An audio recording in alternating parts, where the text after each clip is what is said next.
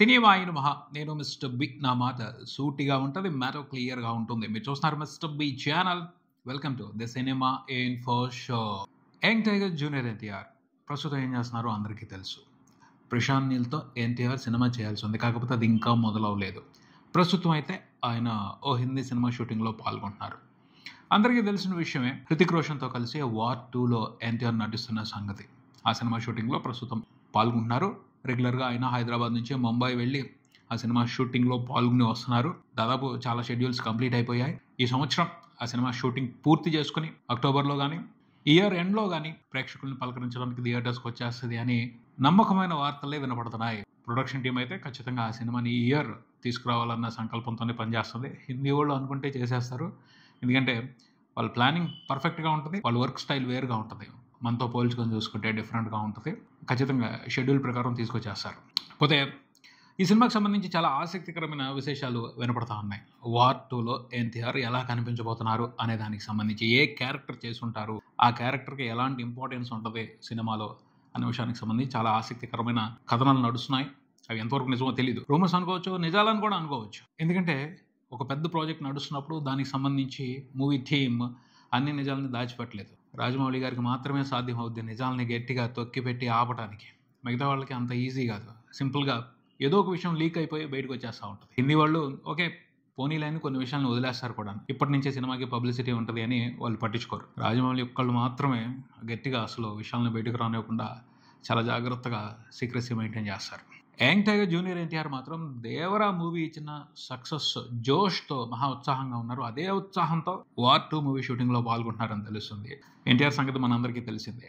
అవకాశం దొరకాలి, మంచి ఛాలెంజ్ దొరకాలి, డైరెక్టర్ ఎక్స్పెక్ట్ చేసిన దానికి మించి చేసి చూపిస్తాడు. కథలో అతని గురించి రాసుకున్న దానికి మించి పర్ఫార్మెన్స్ ఇస్తాడు. అలాంటి టాలెంటెడ్ యాక్టర్. ఆ సంగతి మన అందరికీ తెలుసు. ఆ విషయాన్ని RRRతో హిందీ ప్రేక్షకులు తెలుసుకున్నారు. ప్రపంచవ్యాప్తంగా ఉన్న చాలా మంది మూవీ లవర్స్ తెలుసుకున్నారు. బట్ వార్ 2తో హిందీ ప్రేక్షకులు ఇంకా బలంగా తెలుసుకుంటారు వాట్ ఈజ్ ఎన్టీఆర్ అనేది. అది జరుగుద్ది. ఎన్టీఆర్కి సరిగ్గా స్కోప్ ప్రిపేర్ చేసి ఇవ్వాలి అంతే. సో మరి అయాన్ ముఖర్జీ ఎన్టీఆర్ కోసం ఎలాంటి క్యారెక్టర్ డిజైన్ చేశాడో చూడాలి. ఖచ్చితంగా ఒక మంచి క్యారెక్టర్ ఉంటుంది. ఎందుకంటే హృతిక్ రోషన్తో తలపడాలి, హృతిక్ రోషన్తో పోటీ పడి యాక్ట్ చేయాలి అంటే చిన్న చిత్తగా సింపుల్ క్యారెక్టర్స్ వల్ల అవ్వదు. ఒక స్ట్రాంగ్ క్యారెక్టర్ అయి ఉండాలి. అప్పుడే పోటీ గట్టిగా ఉంటుంది, ఎంటర్టైన్మెంట్ కూడా మనం ఎక్స్పెక్ట్ చేయని దానికి మించి ఉంటుంది. అదే జరుగుంటుంది, అదే జరగాలని అందరూ బలంగా కోరుకుంటున్నారు. పెర్ఫార్మెన్స్, ఫైట్లు నాకైతే ఖచ్చితంగా సెకండ్ ఆప్షనే. ఫస్ట్ ఆప్షన్ మాత్రం వీళ్ళిద్దరూ కలిసి చేస్తున్నారు అనగానే నేను డ్రీమ్లోకి వెళ్ళిపోయాను. నా డ్రీమ్లో, నా ఇమాజినేషన్లో బోల్డ్ అంత నడుస్తుంది వీళ్ళిద్దరు కాంబినేషన్కి సంబంధించి, ఎన్టీఆర్ హృతిక్ రోషన్కి సంబంధించి. మామూలుగా కాదు. ఏంటంటే ఇద్దరు ఇండియాలో ఉన్న ది బెస్ట్ డాన్సర్స్. ఇండియానే కాదు, పోటీ తీసుకొచ్చి పెడదాం, ప్రపంచంలోనే బెస్ట్ డాన్సర్స్ ఇద్దరు కూడా. Hrithik Roshan, young tiger junior NTR ఇద్దరు కూడా ప్రపంచంలో ఉన్న బెస్ట్ డాన్సర్స్లో వాళ్ళు కూడా ఉంటారు. వాళ్ళకు కూడా ఒక ప్లేస్ ఉంటుంది. అంత మంచి డాన్సర్స్, అంత పర్ఫెక్షన్, అంత జోష్. నిజంగా వాళ్ళు డ్యాన్స్ చేస్తుంటే ఒక మెస్మరైజింగ్ ఫీలింగ్ ఉంటుంది. మై మర్చిపోతాం, అలా ఇన్వాల్వ్ చేస్తారు. అంత పర్ఫెక్షన్ ఉంటుంది వాళ్ళ డ్యాన్స్లో, అంత మ్యాజిక్ ఉంటుంది. అలాంటి ఇద్దరు వండర్ఫుల్ డాన్సర్స్ కలిసి ఒకే ఫ్లోర్ మీద ఒకే మూమెంట్ని పెర్ఫామ్ చేస్తుంటే చూడాలని నాకైతే ఎప్పటి నుంచో ఉన్న ఆశ. అంటే వేరువేరుగా చూస్తున్నాను, హృతిక్ రోషన్ ఎలా డాన్స్ చేస్తారు, ఎన్టీఆర్ ఎలా డాన్స్ చేస్తున్నారని. వీళ్ళిద్దరూ కలిసి చేస్తే ఎలా ఉండేది అని. అది నిజమవుతుంది. నాకే సర్ప్రైజింగ్గా ఉంది. నేను చాలాసార్లు అనుకున్నాను, వీళ్ళిద్దరూ కలిసి ఒకే స్టేజ్ మీద ఒకే స్టెప్ని పెర్ఫామ్ చేస్తుంటే ఎంత బాగుంటుందో కదా అని ఫీల్ అయ్యాను. అది రియాలిటీలోకి వస్తుంది. నిజంగా నాకైతే ఇది ఒక వాళ్ళిద్దరు కాంబినేషన్లో సినిమా వచ్చింది అనగానే షాకింగ్గా అనిపించింది. ఎప్పుడు మనం అనుకున్నాం కదా ఇలా జరిగితే బాగుండు అని, జరుగుతుంది, భలే ఉందే ఇది అని. But waiting. ఖచ్చితంగా ఒక మంచి సాంగ్ తీసుకోవాలి. కొరియోగ్రఫీ గురించి మాత్రం ఆలోచించాల్సిన అవసరం లేదు. బాలీవుడ్లో జబర్దస్త్ కొరియోగ్రాఫర్స్ ఉన్నారు.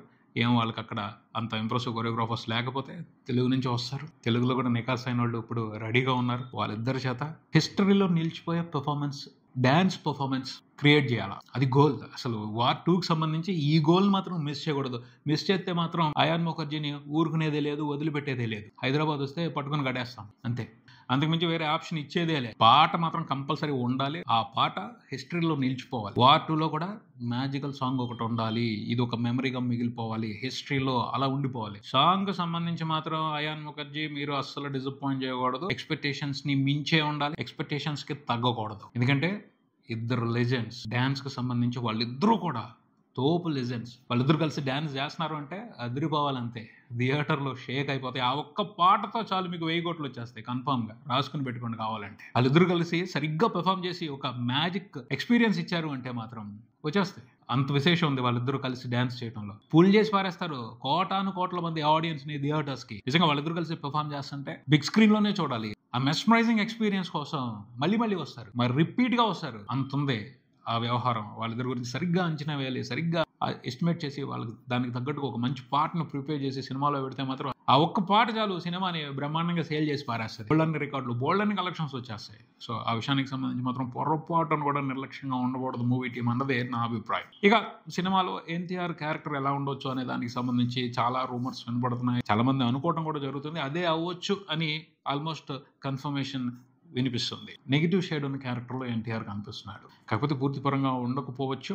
వార్లో ఏదైతే టైగర్ షరాఫ్ ఫస్ట్ మంచోళ్ళ ఉండి తర్వాత విలన్లా అవుతాడో ఆ మాదిరిగానే ఉండొచ్చు టెంప్లెట్ అని మాట్లాడుతున్నారు. ఎలా అయినా ఉండనివ్వండి, నాకు తెలిసి అయితే హెవీ విలనిజం అయితే ఉండదు, టూ మచ్ నెగిటివ్ షేడ్స్ అయితే ఉండవు ఆ క్యారెక్టర్లో అని అనుకుంటున్నాను. అయాన్ ముఖర్జీ అలాగే ప్లాన్ చేసుకుని ఉంటాడు. జస్ట్ యాక్షన్ ఎపిసోడ్స్ మీద ఎక్కువ ఫోకస్ చేస్తాడు అన్నది నా అభిప్రాయం. యాక్షన్ ఎపిసోడ్స్ ఇన్నోవేటివ్గా ఉంటాయి, స్పెషల్గా ఉంటాయి. వరల్డ్ క్లాస్ స్టాండర్డ్స్తో యాక్షన్ ఎపిసోడ్స్ తీస్తారు. ఎందుకంటే ఇద్దరు కూడా సూపర్ యాక్షన్ హీరోస్. ఈజీతో చేసి పారేస్తారు ఫైట్లని చాలా సింపుల్గా.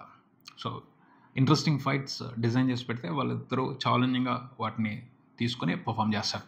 తర్వాత మాత్రం ఎన్టీఆర్ క్యారెక్టర్లో నెగిటివ్ షేడ్స్ అనేవి ఏ రేంజ్లో ఉండొచ్చు అనేది ఆలోచిస్తే ఎక్కువగా ఉండకపోవచ్చు అని అనుకుంటున్నాను. టూ మచ్ నెగిటివిటీ ఉండకపోవచ్చు, చాలా సింపుల్గానే తేల్చేయచ్చు అని నేను అనుకుంటున్నాను. ఇక్కడ ఒక ప్రాబ్లం ఉంది. అదేమిటి అంటే ఎన్టీఆర్ మనం ఊహించని, మన ఊహలకు అందని యాక్టర్. ఎవరైనా డైరెక్టర్ ఇంతవరకే చేయగలడు అని ఒక అంచనా పెట్టుకుని వెళ్తే దాన్ని కొలాప్స్ చేసి పారేసి అంచనాలకు అందని విధంగా పర్ఫామ్ చేస్తాడు. సో అలాంటి యాక్టర్స్తో చాలా జాగ్రత్తగా ఉండాలి. ముఖ్యంగా నెగిటివ్ షేడ్స్ ఉన్న క్యారెక్టర్స్ని వాళ్ళతో డీల్ చేసేటప్పుడు. టూ మచ్ ఇంటెన్స్ ఉన్న నెగిటివిటీతో క్యారెక్టర్స్ ఎన్టీఆర్కి ఇవ్వకపోవటమే మంచిది అంటాను నేను. ఎందుకంటే నెగిటివ్ యాంగ్ టైగర్ ఎన్టీఆర్ పర్ఫార్మెన్స్ని భరించడం కష్టం.